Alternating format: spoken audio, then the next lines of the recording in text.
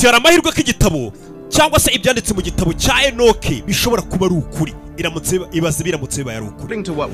Dukurikije amakuru tuzi nonaha igitabo cya Enoke banze ko kijya muri Bibiliya mu kinyejana cya 4 nubwo bari bari guhitamo ibitabo bizajya muri Bibiliya uziko ari byinshi bakuyemo nk'ivanjiri ngo y'abayuda n'ibindi bitabo byinshi. Ubwo bajyaga guterateranya bakavuga ati tugiye gufata ibitabo tubibumbire hamwe abari byo bikora noneho icyitwa Bibiliya ari uyu munsi tubona.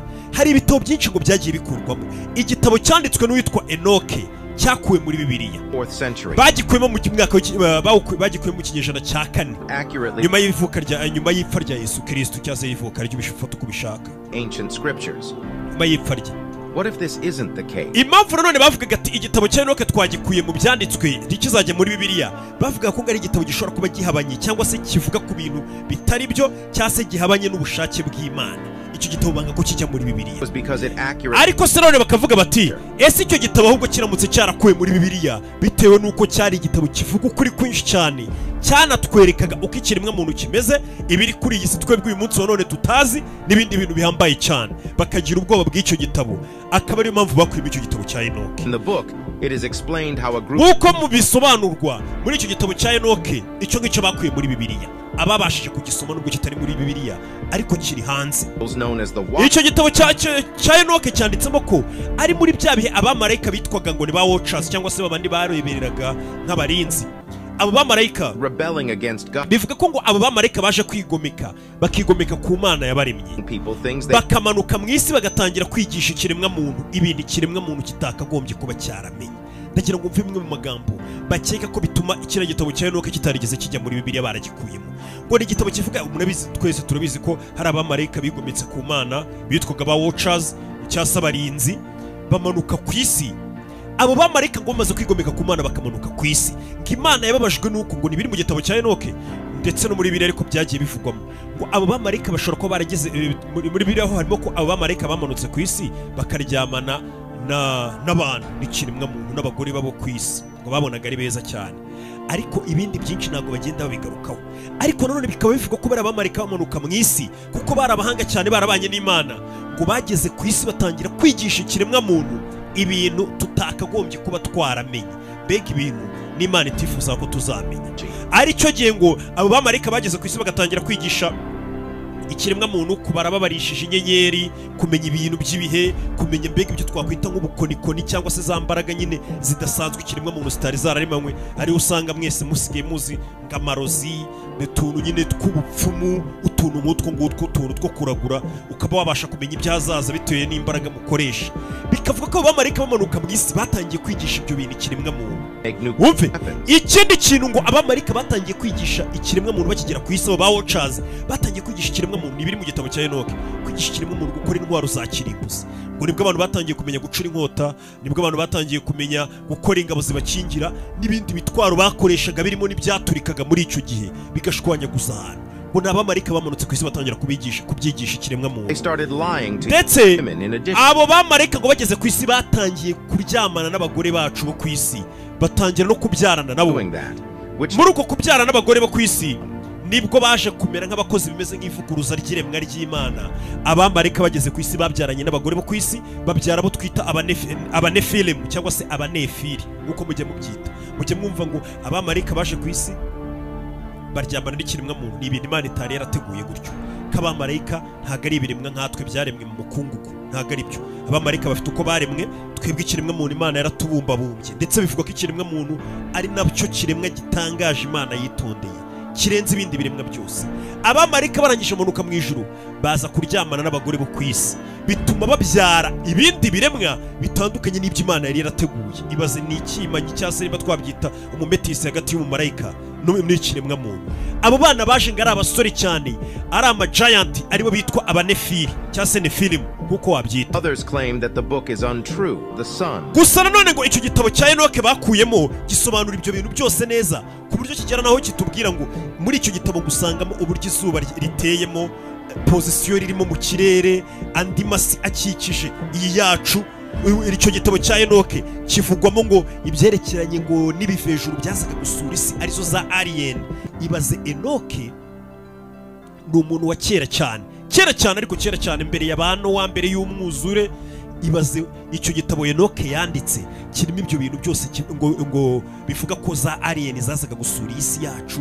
Ibyo bintu byose, ibi byose byari biri mu gitabo cya Enoke. Niyo mpamvu ngo bakeka ko ariyo mpamvu nubwo bavuze ngo sibyo, bakeka ko igitabo banze ko kijya muri Bibiliya.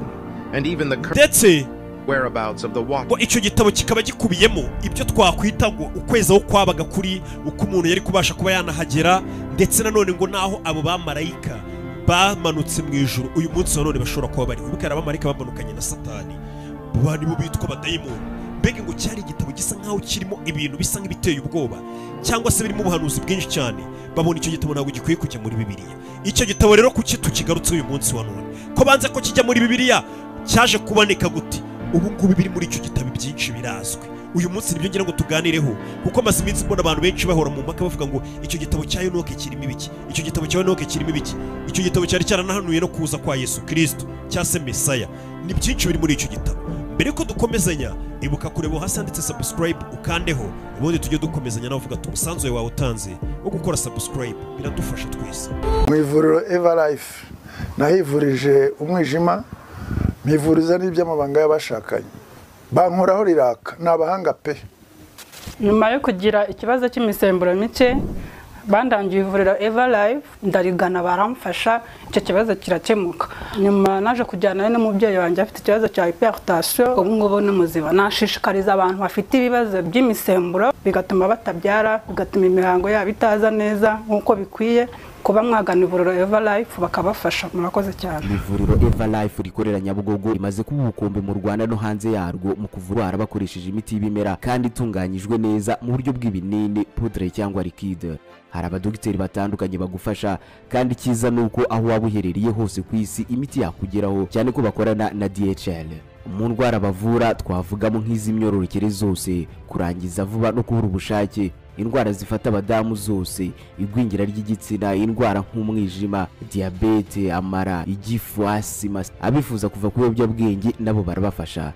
Ku bindi bisobanuro wahamagara cyangwa ukandikira muganga. Eva Life, icyizere cy'ubuzima. Reka twinjire kuri iki gitabo cya Enoke, tumenye ubundi iki gitabo ni igitabo nyabaki gikomeje kuvugisha abantu hirya no hino ku isi bibaza n'ibiki bikirimo. Iki gitabo cya Enoke ni kimwe mu gitabo gikubiyemo ngo ubumenyi cyangwa se ibyo twakwita nk'amagambo cyangwa se ubumenyi buhambaye cyane kandi busa nk'aho buteye ubwoba, buteye n'urujijo, mbega bucanganye cyane kurusha ibindi bitabo byose byigeze bibaho. Bivuga ko none iki gitabo cya Enoke kiri mu bitabo bikubiyemo ngo ubuhanuzi bwinshi bw'ibizaba, kikaba gikubiyemo amahishurirwa menshi arenze ayanditse mu byahishuwe.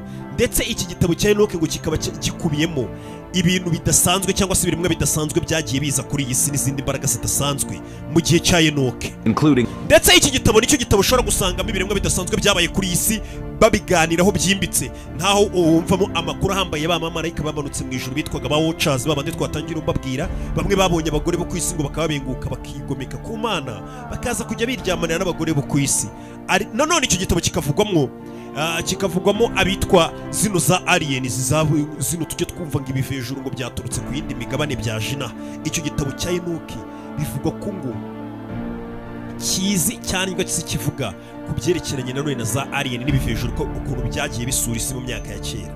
Ikindi nanone kino gitabo ni nacyo kivuga ku buzima bw'abanefili cyangwa se Nephilim, babana babyawe hagati y'abantu n'abamarayika, ubuzima babayeho ku isi n'ibibazo bagiye bateza ku isi, wibuke Imana ijye kuzana umwuzure.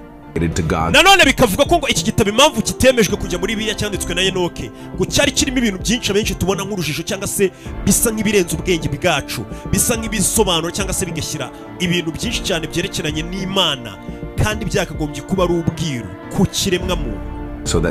Ese koko ibivugwa muri iki gitabo byaba ari ukuri? Ese koko Imana niyo yaba yarabigizemo uruhare kugira ngo iki gitabo cya Enoke kiburirwe irengero, gisigare mu bihuha shira igihe kinini kitaragaragara, kugira ngo amabanga Imana ari muri icyo gitabo yifuzaga katagera ku kiremwa muntu? Imana yaba ariyo yatumye icyo gitabo kiburirwa irengero hagashira imyaka myinshi cyane kugira ngo ikiremwa muntu kitazamenya ayo mabanga byihuse. Uyu munsi reka twinjire neza muri ano mabanga akantu ku kandi, tumenye iby'iki gitabo. Mbere yuko ubundi dutangira kugira ngo tumenye iby'iki gitabo cyanditswe na Enoke, ubundi tubanze tumenye Enoke ni muntu ki. Kugira ngo umenye Enoke rero wanyawe, fungura Bibiliya yawe urebe mu ntangiriro umurongo wa 5 cyangwa se babyita umurongora, ufungure mu ntangiriro umurongo wa igice cya 5 umurongo wa 21 kugeza ku murongo wa 24 nibwo uri umenye Enoke ni muntu ki avugwa muri Bibiliya. Aho hantu nanone muri icyo gitabo mu ntangiriro haravuga ati Enoke yabayeho imyaka 65 amaze kuzuza imyaka 65 nibwo yaje kubyara uwitwa Metusela. Nyuma yo kubyara Metusela cyangwa se amaze kuba se wa Metusela nibyanditswe hano mu ntangiriro ngo yakomeje kwizera Imana ndetse agendana n'Imana. Enoke bivuga ko ngo atari umuntu nyine wizeraga Imana biraho gusa, bivuga ko ngo Enoke yagendanye n'Imana imyaka igera kuri 300 ndetse ngo Enoke aza kubyara abandi bana, abyara n'abandi bakobwa, abana b'abahungu n'abandi b'abakobwa. Enoke ngo imyaka yose yabaye kuri iyi si ni imyaka 365. Enoke ngo muri iyo myaka yose 365 yabaye kuri iyi si yacu yabayeho yizera Imana, ari umuntu ugendana n'Imana mu byo akora byose, kugeza ubwo Imana yaje kumwijyanira ajyanwa mu ijuru. Mu bantu bagiye mu ijuru badapfuye, Enoke ubundi ngari ku mwanya wa mbere, niwe muntu wa mbere, we na ba Eliya n'abandi abo nabeje mundi ba Eliya. Enoke we nuwa kera cyane. Uwo Metusela wumva nanone bavuze ati niwe mwana Enoke yabyaye bwa mbere. Metusela niwe sekuru wa Nowa, kugira ngo umve ukuntu bano bantu ari abakera ba Enoke atari nk'aba ngaba bejo bundi, ba Musa bejo bundi, bande bejo bundi. None no kuvuga ngo uyu Metusela no kuvuga ngo Enoke ni sogokuruza nanone wa Nowa wa undi nyine muramuzi Nowa. Enoke uyu turi kuvugaho ni sekuruza abyara sogokuru wa Nowa. Kugira ubyumve neza ngo uyu mugabo kubera kugendana n'Imana no kumvira ibyo Imana yamubwiraga, Enoke ari umwe mu bantu bagiye mu ijuru badapfuye, babandi byitwa ngo barazamuwe. Uyu mugabo nanone ngo usibye kuba yari umuntu wizera Imana w'umuhanga cyane, ikindi ngo akaba yari igitangaza, akaba ari nawe sekuruza wa Nowa. Nowa umuntu Imana yishimiye cyane kugeza ubwo ari we muntu irokoye. Ubwo urumva abarokotse mu nkuge bose barokotse ku isi, icyo gihe urumva ko nabakomoka n'ubundi kuri Enoke, n'umwuzukuruza wa Enoke ari we Nowa warokoye abantu mu nkuge. Ikindi ngo Enoke bivuga ko ngo Enoke buriya Yesu ari mu gisekuruza cya Enoke, uriya muryango Yesu nyine yavutsemo ari ku isi, ni igisekuruza nyine cya Enoke. Ndetse nanone ngo uyu mugabo yagiranye umubano n'Imana wihariye, kugeza ubwo Imana ivuze ati we kubera umubano mwiza twagiranye ntago natuma usogongera no ku rupfu, ugomba kuza nka kwijyanira ukagenda udapfuye, kimwe n'abandi bantu badasanzwe bavuga muri Bibiliya babarirwa ku ntoki bake cyane bagiye bajya mu ijuru badapfuye.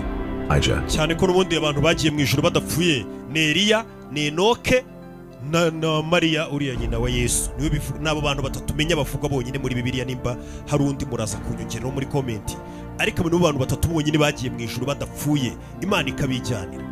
Nanone ngo bivuga ko ngo Enoke iyo Bibiliya iri kumuvugaho cyangwa se abandi bantu bari kumuvugaho muri ibi bitabo byeri biri kuvuga kuri Enoke, bivuga ko ngo ari we muntu udasanzwe mu biremwa byaremwe n'Imana, kuko ngo ndetse n'imbere mu n'umuntu wese wanyuze imbere y'amaso y'Imana niwe muntu wanejeje Imana cyane. Enoke ngo Imana yaramwishimiye cyane, igiraho imwihamagarira ngo yijyanire mu ijuru, amuzamura adapfuye. Uyu mugabo nanone rero ngo akimara gupfa ngo ni benshi bagiye bizera, ndetse ngo byavugwa ko uyu mugabo yasize yanditse igitabo twagereranya nuko twabonye igitabo cyitwa ngo ni Isezerano rya Kera n'uyu munsi kigihari. Ngo Enoke nawe ngo bitewe n'ukuntu ngo yari umuntu w'Imana bya hafi, ngo bivuga ko Enoke nawe yasize igitabo cyambaye cyane, ari cyo uyu munsi wa none tugiye no kuganira. Ndetse kikaba ari igitabo ngo kivuga ku bintu byinshi bigiye biteye ubwoba, cyase ibintu birimo amahishurirwa menshi, ubuhanuzi mbega mu yandi magambo bwinshi, nanone bukaba bukubiyemo ibintu by'imbaraga zidasanzwe n'ibindi bintu twe tutigeze tumenya ko bishobora kuba byarabaye kuri iyi si. Ndetse nanone ngo bikavugwa ko Imana ubwayo ishobora kuba yari yagize uruhare muri iki gitabo cya Enoke bitewe n'ibintu byari bigikubiyemo n'amabanga adasanzwe n'ubumenyi budasanzwe bwari buri mu gitabo cya Enoke. Imana ubwayo yakumiriye iki gitabo kugira ngo kiburirwe irengero umunsi Enoke nawe acaho, kugira ngo abantu bo muri icyo gihe batazigera babona kino gitabo, kuko cyari kirimo ibintu byinshi cyane kandi bihambaye cyane. Bikavuga ko ari Imana yatumye iki gitabo tutahita tukibona. Nanone ngo iki gitabo nanone gikomeje kuvugisha benshi kugeza uyu munsi wa none. Nujya kuri Google ukandikamo Book of Enoch uraza kubona ni ibintu byinshi bikivugwaho, n'aba professeur bahambaye cyane, ni inzobere nyinshi, ndetse iki gitabo cyabaye ikibazo hano hanze. Niyo mpamvu uyu munsi navuze ni murabizi ibintu byose bivugwaho cyane tubizana no kuri YouTube channel yacu Enoch Entertainment, kugira ngo nugira naho uhurira nabyo nawe uzabe hari amakuru make ubifiteho utazisanga gutyo gusa. iki gitabo rero cya Enoke cyari gikubiyemo iki? Bivuga ko ngo cyane cyane iki gitabo cya Enoke cyari gikubiyemo ibintu byose bisa nkaho byabaye mbere ya wa mwuzure waje ukarimbura isi, hakarokoka Nowa n'umuryango we gusa n'inyamaswa Imana yaragiye yihitiramo ikigabo n'ikigore. Icyo gihe nanone uwo Nowa warokotse ni umwuzukuruza wa Enoke tugiye kuvugaho. Icyo gitabo rero cyari kirimo ibiki byabaye mbere y'umwuzure.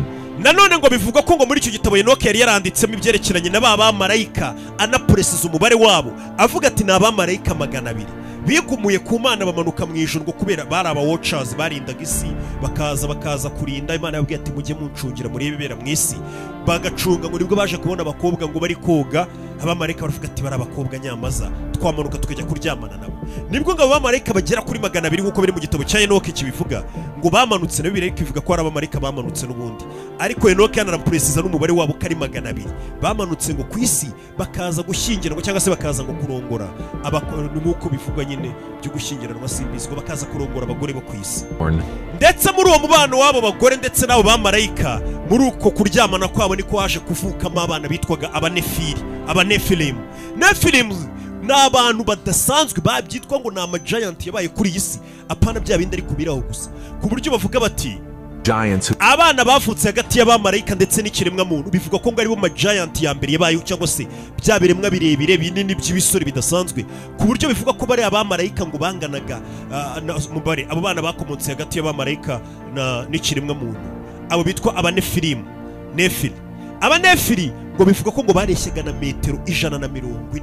Uyu munsi none turabona abantu barikina za basket bareshya na metero 2.5, tugasara tukavuga ati bano bantu ntago basanzwe, ntago babaho. Icyo gihe bivuga ko abanefili bareshyaga na metero 140 z'uburebure, bari abasore bidasanzwe. Ndetse ngo ibyo biremwa byakomeje kuba kuri iyi si kugeza ubwo Nowa yubakaga inkuge. Nowa yamara kubaka inkuge agacaho, nanone ngo abo bamarayika bamanutse ku isi kubera ubumenyi bwinshi bari barakuye mu ijuru, n'ubundi barigometse ku Mana. Nibo ngo bageze ku isi batangira kwigisha ikiremwa muntu, cyane cyane babagore bari barashakanye nabo ku isi, batangira kubigisha ibyo twakwita, nimba twabyita nk'imbaraga zidasanzwe, bya bindi muri iminsi dushobora kuba twakwita nk'ubukonikoni cyangwa amarozi, cyangwa se imbaraga zidasanzwe nyine ku buryo umuntu ashobora gukora ibintu ukabona ntabwo ari imbaraga z'ikiremwa muntu. Bari abamarayika ngo nibo ba mbere babizanye ku isi, batangira kubyigisha ikiremwa muntu bahereye kuri babagore baryamanaga nabo. Umuntu wese wabaye mu ijuru yari azi tekinike mu ijuru bakoresha bakora utuntu tudasanzwe, abamarayika bazizanye ku isi batangira kuzigisha abagore baso. Ndetse nanone ngo abo bamarayika nibo batangiye kwigisha abantu kuri iyi si uburyo wakoramo inkota, intwaro, gukora zino ngabo zikingira zino ku rugamba bakoreshaga zino za shield, ku buryo umuntu agutera ikintu ugakinga. Ati aba bamarayika nibo batangiye kwigisha abantu ibyo bintu byose, ku buryo umwanzi we wamushyira hasi. Ndetse batangira no kwigisha ikiremwa muntu uburyo wakoramo ibiturika cyangwa se ibisasu n'intwaro za kirimbuzi. Ndetse nanone ngo abo bamarayika nibo batangiye kwigisha ikiremwa muntu uburyo cyo ushobora kuba wakura imiti yakuvura mu bimera, kwa kundi ushobora kuba wakora imiti bya bintu usigaye ubona umuntu, urabizi kera twivurishaga ibyatsi, kavuga ati iki byatsi bivura ibi nibi, cyane ko nibi binini byinshi n'ubundi bigenda biva muri ibyo byatsi hirya no hino bigenda bituvura. N'abanefili ngo n'abanefili n'ababyeyi babo ari bamarayika batangiye kubyigisha ikiremwa muntu. Utwo tuntu twose tw'utumanenyeri ubona tudasanzwe nibo batuzanye batwigisha abantu ku isi. Abo bamarayika mu ijuru bitwaga ba watchers cyangwa abarinzi, bamaze kugera ku isi urumva n'ubundi bari barivanze natwe, bageze ku isi batangira kwitwa abigometse ku Mana, ntabwo bari kumbaga gukomeza bitwa ngo ba watchers cyangwa se abarinzi. Ngo bageze ku isi ikibi cyaragiye kiriyongera ku isi, ububi buba bwinshi, intambara ziba nyinshi, ubwicanyi n'urugomo. None babana b'abanefili babo babakomokagaho kubera babaga ari abasore baza umwana ureshya na metero 140, ni ukugenda akandagira umuntu ureshya na metero amushwanya gusa. Ati urugomo rwaragiye ruba rwinshi ku isi, ndetse bitangira kubangamira ibiremwa Imana yaremye. Nimba Imana yararemye abantu nkatwe tumeze gutya, ukazanamo ubundi bwoko bukaryamana natwe abantu, ubwo hakaza abantu bafite ibaraga bidasanzwe, ububangamiye ubushake bw'Imana n'ukuntu yari irateguye izaremamo abantu, utangiye kutwinjizamo ibintu bindi. Ati ibyo bintu byababaje Imana. Ibi byose turi mu gitabo cya Enoke, nibiri mu gitabo cya Enoke turi kuganiraho. Ngibyo bintu ngo byababaje Imana cyane. Imana yohereza itsinda cyangwa se batayo nkuko twabyita mu Kinyarwanda. Imana yohereza nka batayo y'abamarayika noneho b'abakozi bayo, ngo bamanuka mu isi baze ngo barwane n'aba bamarayika bari barigometse babandi 200 nabo bari barabyaye. Ngo abamarayika bamanuka mu ijuru baza guhangana n'ibyo biremwa byari bisigaye biri ku isi biri kuhateza akavuyo, byari byaraturutse mu ijuru.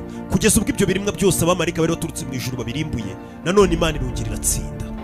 icyo gihe kandi ngo iyo ntambara yabaga nibwo nanone Nowa yari ari kubaka inkuge ye. Nowa yari ari kubaka inkuge, Imana yaramubwiye ati gukora utuntu twawe ndaje nkwereke. Nibwo Imana yishigusha ya mvura nyinshi cyane yaje ikarimbura iyi si yacu. Ni imvura ivuga ko yaguye iminsi 40 n'amajoro 40 and wiped out the human race, sparing only. Iyo mvura yaguye iminsi 40 n'amajoro 40 niyo yaje irimbura ikiremwa muntu cyose kindi cyari kiri ku isi, kuko ngo cyari ikiremwa cyari cyaragomeye Imana cyane. Kandi ngo ibyo byose ari byari byaratewe n'abo bantu bari baramanutse cyangwa se abamarayika bari baramanutse mu ijuru n'urubyaro rwabo, nibyo baje bakigisha abantu. Bivuga ko ngo Imana itifuza ko ibyo bintu twagombaga kubimenya, ntabwo byari byiza kuri twe. Icyo gihe harokotse Nowa n'umuryango we, turacyari mu gitabo cya Enoki. Nanone kandi ngo bivugwa ko usibye n'ibyo ngibyo byabo bamarayika bamanutse mu ijuru, ngo bivugwa yuko nanone ngo iki gitabo cya Enoki ari cyo gitabo cyonyine cyanditswe kera cyane kiba gisobanura neza ibyerekeranye na biriya bintu duhora twumva ngo ibivejuru byasuye isi, ukumva ngo ziriya piramide zo muri Misiri gukurikije ukuntu zubatswe mu gihe cya kera, ngo n'ukuntu nta tekinoloji yari hari cyangwa se n'ukuntu ibipimo bya piramide bimeze, ngo ntago ikiremwa muntu cyabasha kuba aricyo cyubatse ziriya piramide no muri iriya myaka. Bakavuga ko ngo ari alien zubatse ziriya piramide ziriya zo mu Misiri n'uyu munsi tugisura. Mujya mubibona nyine bakomeza bavuga ati alien zaje ku isi, nizo zakoze ibi, nizo zakoze ibi n'ibi. Icyo gihe bivuga ko nanone muri iki gitabo cya Enoki ngo harimo amakuru y'ibyerekeranye, harimo amakuru y'ibyerekeranye na za alien cyangwa se ibivejuru, ko byajyaga bisura isi guhera muri iyo myaka, ndetse ngo byigeze no kwibonanira na Enoki bakaganira. Ndetse nanone ngo bikaba ari iyo mpamvu cyangwa se ngo abenshi bizera ko igitabo cya Enoki impamvu kitagiye muri Bibiliya ari uko cyari kibitse amabanga menshi cyane n'ibintu byinshi abantu tutari kwita tubasha kudijera cyangwa twumve ibyo ari byo, cyase harimo nanone izindi mbaraga n'amabanga menshi yagombaga gutuma twifashisha, ugasanga abantu muri icyo gihe babaye babi cyane kurushaho. Nanone ngo muri icyo gitabo cya Enoki bikavuga ko ngo alien zagiye ziza ku isi, ahanini zije kugerageza kwivanga n'ikiremwa muntu cyari kiri ku isi, kugira ngo babashe kuba nanone bakora nk'icyo twakwita n'urubyaro cyangwa se abantu bakomoka hagati ya alien n'ikiremwa muntu, kugira ngo abo bantu nanone abo bana bazavuka hagati y'abantu na alien zibafate zibasubize kuri ya mibumbe tujya tuvuga ngo alien zaturutse kuri iyi mibumbe iyi n'iyi. Ati bivugwa ko muri icyo gitabo ibyo byose byari bikubiye. Ndagira ngo mfande magambo. Nanone muri icyo gitabo cya Enoki ngo harimo amagambo avuga ngo Enoki burya ntago ari umuntu ngo wabanye n'Imana, kumwe bibiri bivuga ngo yabanye n'Imana, agendana n'Imana akiri ku isi, ngo ibyo ngibyo gusa birangirira ngo Imana yaramukunze iza kumujyana mu ijuru ngo ajye kwiberayo na n'uyu munsi. Ahubwo ngo muri icyo gitabo cya Enoki ngo hananditsemo ko Enoki yari umuntu wajya unyuzamo gutya akagira gutya akazamuka akajya mu ijuru, yagera mu ijuru akaganira n'Imana, Imana ikaba yamuha ku mategeko n'utundi tuntu agomba kugenderaho n'ubundi bumenyi azana ku isi, akagaruka ku isi asubira mu ijuru agaruka mu isi. Ibyo biri mu gitabo cya Enoki. Nanone bivuga ko Enoki ari umuntu wajyaga mu ijuru agataha ku isi asubira yagenda agaruka yarahageze muhira. Ndetse nanone bikavuga ko ngo icyo gitabo cyari gikubiyemo ubumenyi n'ubuhanga budasanzwe Enoki rero yagiye yishyurirwa bwerekeranywe n'iremwa ry'isi ndetse n'ibiri mu isanzure ry'ikirere n'uyu munsi tutarabasha gusobanukirwa, tuba tugerageza kugenda dusobanukirwa. Ndakubwiye ngo mu isanzuremo ibintu byinshi n'uyu munsi tutabasha kumva, mbega tuba tubona gutya ariko tutazi ngo byakozwe gute, byari bigamije iki. Ibyo byose ngo mu gitabo cya Enoki byasaga nk'aho bisobanutse cyangwa se ubwo bumenyi bwose burimo. Ndetse nanone ngo bikaba byari bikubiyemo ubuhanuzi buhambaye muri icyo gitabo cya Enoki, ndetse ngo igaruka rya Mesiya ryari riri mu gitabo cya Enoki. Si ibyo gusa, uko iyi si yacu izarangira n'ibizatuma irangira n'igihe izarangirira byasaga nabyo nk'ibikubiye muri icyo gitabo cya Enoki. Ndetse nanone bikavuga ko ngo amakuru menshi Enoki hari yazindwaga n'umumarayika bita Yuriyo. Uwo mumarayika akenshi ngira ngo abamarayika bavuga muri biriya bagiye baza ku isi murabazi, we ni nk'ubwa mbere ushobora kuba mwumvishije. Uwo mumarayika ngo yajyaga akorana na Enoki mu mbabarire bya hafi. Ndetse ngo bikavuga ko ngo kubera ubumenyi Enoki yakuraga mu ijuru, kuko yikozaga mu ijuru akaganira n'Imana akagaruka ku isi, bikaba bivugwa ko ibintu byinshi byari bikuye muri icyo gitabo. Impamvu tutabashije kukibona ari uko harimo ibintu cyane cyane bya nyabyo. None bibaza igitabo cyanditswe n'umuntu wigereye mu ijuru cyangwa wajya guhasura akagaruka, ngo bivuga ko icyo gitabo ariyo mpamvu ahanini tutigeze tubasha kukibona, cyari kirimo ibintu birenze ubumenyi bwacu. Bivuga ko ngo iki gitabo cyaje kuburirwa irengero, ndetse ngo iki gitabo cyongeye kugaragara mu mwaka w'1773. Kino gitabo cya Enoki ngo cyafumbuwe muri Ethiopia, nibwo icyo gitabo cyongeye kugaragara. Ethiopia hano muri Afurika nibwo bongeye kubona icyo gitabo mu 1773. Icyo gitabo bamaze kugitoragura bakabona ko ari igitabo cya Enoki, urumva cyari cyanditse mu rurimi rwa kera rwa mbere y'umwuzure bakoreshaga, bivuga ko ari icyaramayi. Bakavuga ko ngo icyo gitabo ngo cyajyanwe i Burayi mu bazungu batangira kugikoraho ubushakashatsi bwimbitse bagishyira mu kirimi cy'uyu munsi dushobora twese kuba rumva no kubanza kugikura mu rurimi rwa kera bagenda bagitaraduiza bashyira mu kirimi cy'uyu munsi twumva bagisome bagisemura kugeza ubwo icyo gitabo ngo amahanga yose na biriya bihugu by'ibihangange byatangiye guhanga amaso kino gitabo kikatangira kuvugaho byinshi no gutera abantu benshi ubwoba guhera icyo gihe. Ese koko bino bintu ni koko byaba ari ukuri Imana ariyo yatumye iki gitabo tutakiboneka kiduhisha? Ese niki cyatuma Imana ihisha igitabo cyanditswe n'umuntu bivugwa ko Imana ari we yakundaga cyane kurusha abandi, yaba no muri ibyo bihe ndetse n'ubwo munsi wa none bivuga ko ngo ari umuntu wagendanye n'Imana? Ntago yasenze Imana gusa, yagendanye nayo, bivuga ko yagendanye nayo.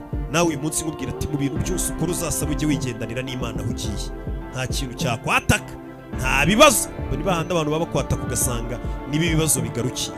Uyu mugabo ngo bakibaza bati kubera iki Imana yaba yarahishe igitabo cy'umuntu Imana yakundaga cyane yanijyaniye mu ijoro adapfuye. Ati ese ubundi kino gitabo nimba atari igitabo kuko nkuko bavuga ngo kitari gitunganye cyangwa se kitari gikwiye kujya muri Bibiliya, kubera iki mu gitabo kiri mu Bibiliya cyanditswe na Yuda, kubera iki yagarutse kuri Enoke avuga ku buzima bwa Enoke n'ukuntu Enoke yari umuntu mwiza? Mu gitabo cyanditswe na Yuda umurongo igice cya mbere umurongo wa 14 kugeza ku 15, Yuda yavuze kuri Enoke mu gitabo cye, ariko ntago yigeze nanone agaruka ku byerekeranye n'igitabo cyanditswe na Enoke, nawe ntago yigeze akivugaho. Ndagira ngo aho ngaho murabizi muri aho ngaho muri Yuda 1:14 kugeza ku murongo wa 15 nibwo bavuga ati Enoke akaba wa karindwi uturutse kuri Adamu. Urumva ukuntu Enoke ari uwa kera cyane, ariko havuyeho Adamu abandi bantu bakomoka kuri Adamu babanje ku isi, ngo harimo babana be ba Gahini na Beri, kuza imbere gato undi muntu wa karindwi ukomoka kuri Adamu ni Enoke. Urumva ukuntu Enoke ari uwa kera cyane. Enoke ngajya gupfa yari yarahanuye aravuga ati, Enoke yarivugiye ati, ibyo byanditse muri Yuda ati dore nguwo umukiza wacu araje ndetse azazana n'ibihumbi n'ibihumbagiza by'abantu bera cyangwa se by'abamarayika baje kuducira urubanza twese, kugira ngo abo icyaha kizafata bakoze ibikorwa bihabanye no gushaka kw'Imana. Abo ngabo bose bagiye bavuga Imana nabi bakamera nkaho bari kwihakana, abo bose bazabihanirwa, abo bose barwanije Imana. Ayo ni amagambo yahanuwe na Enoke ameze nk'uri kutuburira ko Imana izaducira urubanza. Ibaza umuntu wabayeho ari uwa karindwi havuyeho Adamu, umva ukuntu ari uwa kera cyane.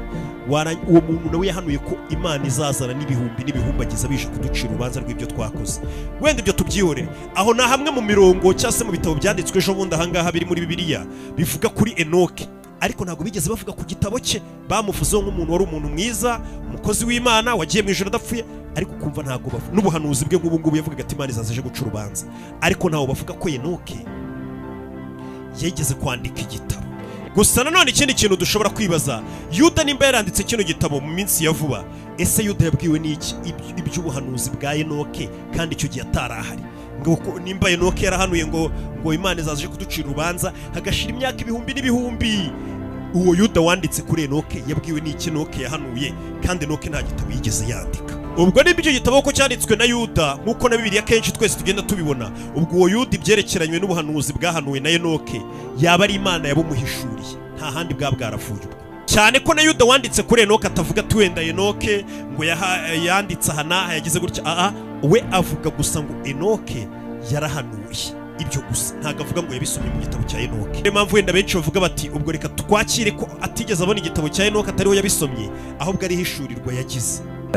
Nanone ngo abakristo cyangwa se abakozi b'Imana bagiye babona iby'icyo gitabo cyangwa se inzobere zikavuga ko ngo mu myaka yagiye ikurikira abantu bose bizeraga Imana na nyuma y'urupfu rwa Yesu na mbere na Yesu ariho, ngo bari ibitabo bagenderagaho basomaga kandi byabaga ari ibitabo koko ubona ko birimo ubushake bw'Imana. Atari ko igitabo nanone cya Enoke bagerageje kumva ibikirimo n'ukuntu kimeze, abenshi bavuga ko icyo gitabo koko atari igitabo cyakagombye kuba ubwo kitagiye no muri Bibiliya, tudakwiye kugifata nk'igitabo kiri mu bushake bw'Imana. Ikindi nanone ngo bikemezwa ko icyo gitabo cya Enoke gikomeje kuvugaho byinshi cyatije akavuyo, gishobora no kuba kitaranditswe na Enoke wa wundi tuzi wo muri Bibiliya.